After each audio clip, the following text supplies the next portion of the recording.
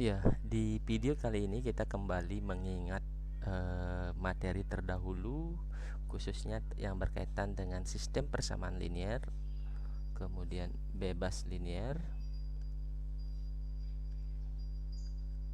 kemudian nilai dan vektoregon. Mudah-mudahan Anda semua masih eh, bisa memahami dan menerapkan konsep-konsep tersebut nanti ketika kita gunakan dalam pembahasan sistem persamaan diferensial.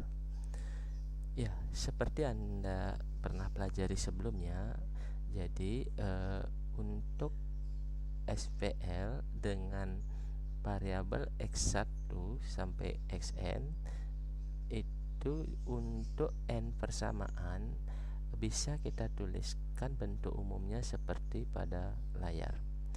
Ya, jadi dari A11x1 sampai A1xn dan seterusnya sampai ke persamaan ke n, yaitu AN1x1 sampai ANN-xn, yang bila kita tuliskan dalam bentuk matriks, jadi matriks koefisiennya A dan matriks hasilnya adalah B. Ya, jadi sehingga bentuk umum tersebut dalam persamaan matriks bisa dituliskan sebagai AX sama dengan B. Ya, ketika B sama dengan 0, jadi matriks hasilnya 0, maka SPL ini kita sebut sebagai SPL homogen. Dan sebaliknya kita sebut SPL non homogen. Dulu ketika belajar SPL, kita sudah mempelajari kemungkinan-kemungkinan solusi yang mungkin. Ya, jadi SPL itu bisa jadi tidak memiliki solusi, memiliki solusi tunggal, atau memiliki solusi tak berhingga.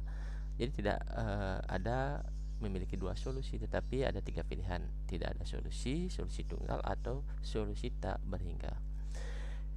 Nah, kapan dia memiliki solusi tunggal? Jadi kalau kita lihat dari persamaan matriksnya, jadi solusi tunggal itu ada ketika A inverse ada, yang kalau kita cari solusinya adalah A inverse dikali matriks B. Nah, ketika A inverse-nya tidak ada, bisa jadi dia tidak ada solusi atau memiliki solusi tak berhingga. Ya, pada contoh berikutnya saya akan mengingatkan Anda kembali tentang bagaimana penggunaan OBE dalam menyelesaikan SPL. Di sini diberikan SPL 3 variabel x1, x2 dan x3.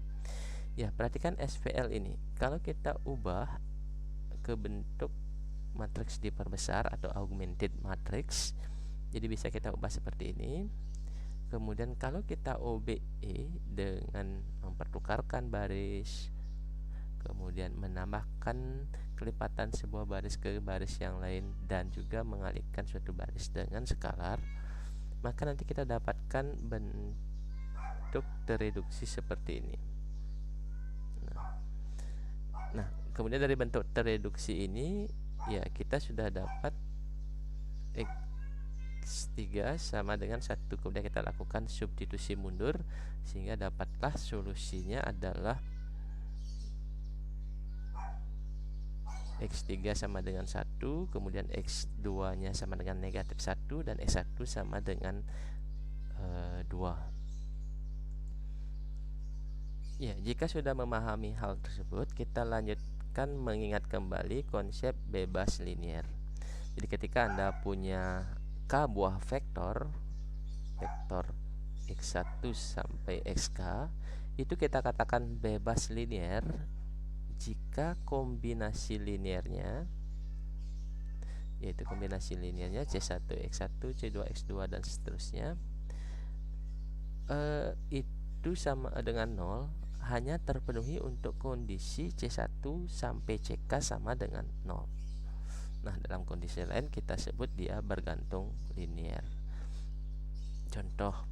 Nah, perhatikan 3 vektor yang saya miliki ini, X1, X2, X3. apakah 3 vektor di atas bebas linear? Jadi untuk menjawab ini, ya tentu kita harus mencari kombinasi linearnya yang sama dengan 0. Kemudian pecahkan untuk SPL ini untuk mencari C1, C2 dan C3. Ya, jadi SPL bisa kita gunakan dan nanti kita dapatkan matriks diperbesar yang seperti ini. Kemudian kita OBE dapat seperti ini. Nah, lakukan substitusi mundur dan akhirnya dapatlah kondisi seperti ini yang kalau kita selesaikan kita akan dapatkan C3 sama dengan negatif 1, kemudian C2 nya negatif 3, dan yang terakhir C1 sama dengan 2, atau boleh juga kombinasi yang lain karena di sini C3 nya adalah parameter, jadi bebas. Dengan demikian kombinasi linear dari X1, X2, X3 itu bisa tercapai atau terjadi sama dengan 0 untuk C1, C2 yang salah satunya tidak 0. Dengan demikian dia kita sebut bergantung linear atau tidak bebas linear. Ya, dan konsep terakhir yang akan kita ingatkan kembali adalah tentang nilai dan vektor eigen. Ya, vektor eigen adalah vektor tak nol.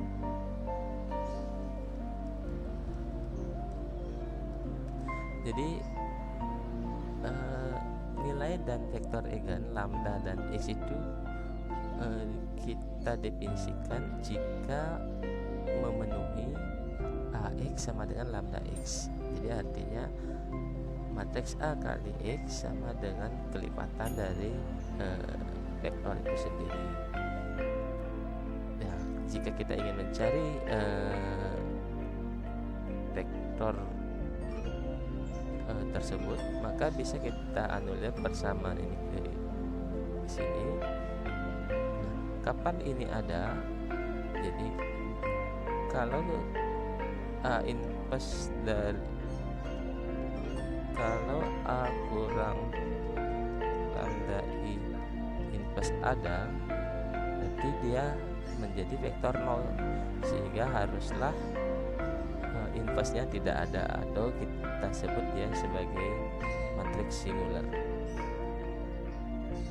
atau determinannya sama dengan 0. Nah, contoh di sini kita akan mencari nilai dan vektor eigen dari matriks 3, 4, negatif 1, negatif 2. Ya, kita cari dulu matriks A kurang lambda I, yaitu hasilnya adalah ini X.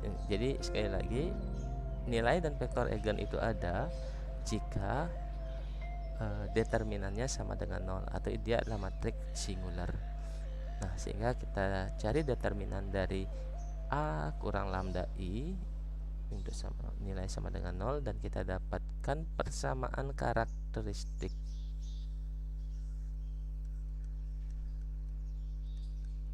Persamaan karakteristik yang kita cari solusinya, kita dapatkan lambda sama dengan 2 dan lambda sama dengan negatif 1. Inilah yang kita sebut sebagai nilai eigen. Ya, untuk masing-masing nilai eigen kita temukan vektor eigennya yang bersesuaian, ya, dengan mensubstitusikan kembali ke persamaan sebelumnya, yaitu A kurang lambda I, sehingga ketika ngambil nilai lambda 2 kita peroleh matriks A kurang lambda I adalah ini. Dari persamaan ini kita dapatkan X1 kurang X2 sama dengan 0, jadi X1 sama dengan X2, sehingga kita bisa ambil salah satu vektor eigennya adalah 1, 1, atau bisa juga mengambil K11. Nah, hal yang sama bisa kita lakukan untuk nilai eigen negatif 1. Nanti kita dapatkan vektor eigennya adalah 14 atau K14. Ingat kembali bahwa sebuah nilai eigen itu dapat bermultiplicity ganda, artinya ada lebih dari satu vektor eigen yang bersesuaian dengannya. Ya, itu sangat bergantung pada persamaan karakteristiknya.